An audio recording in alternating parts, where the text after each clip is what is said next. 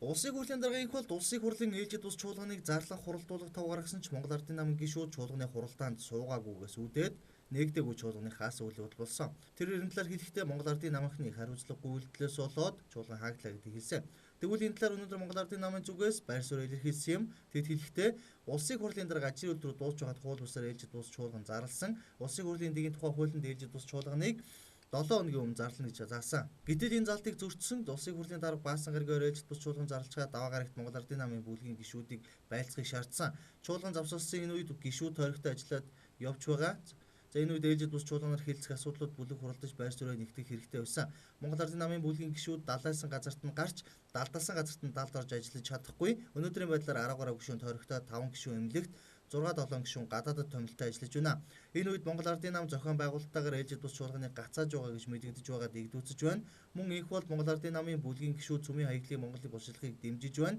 Монгол Ардын намын даргын их бол гадаадд явж байгаа юм билээ. Надаас чөлөө аваагүй гэж ярьсан. Энэ бол улсын хурлын даргын амнаас унаж болохооргүй увайгүй үг.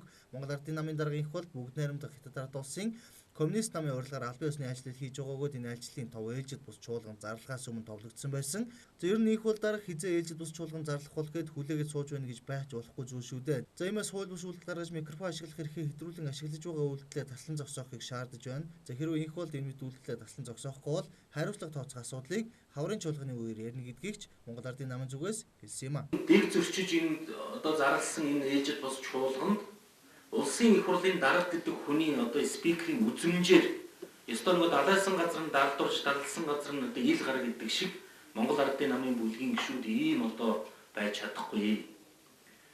Өнөөдөр 10 гаруй гишүүд тойрогтой ажиллаж байна. 7-8 гишүүд 4-5 гишүүд имчилгээ одоо эмнэлэг сурвалжтай байж байна. Дахиад 6-7 гишүүд гадаадд томилолттой ажиллаж байгаа.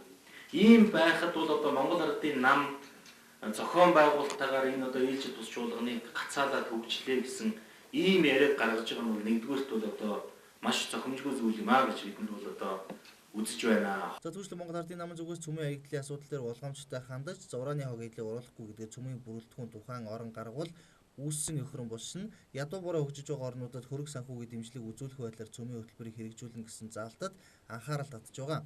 Энэ асуудлыг хөнгөн хумгай байдлаар шийдэх шаардлагагүй гэж үзэж байгаа тул ээлжид бус чуулганд оролцохгүй гэж шийдсэн талаараа хэлж өгсөн юм а. Өнөөдөр урааны хог хэвлэлийн асуудлаар нийгмээ Монгол улсын хоёр хуваагаад ингээд талцуулчлаа.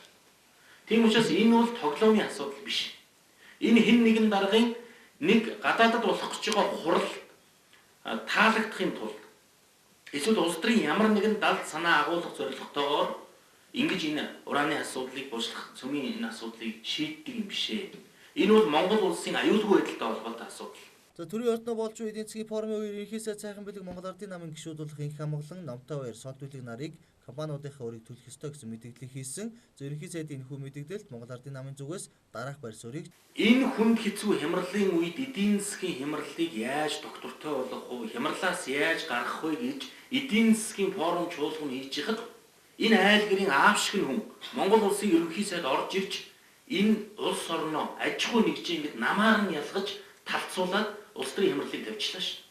Улс төрийн хямралыг хямралаас эдийн засгийн гаргах биш харин хямралын эндсийг өчигдөр энэ эдийн засгийн форум дээр Монгол улсын ерөнхий сайд сайхан бэлэг албан ёсод тавилаа.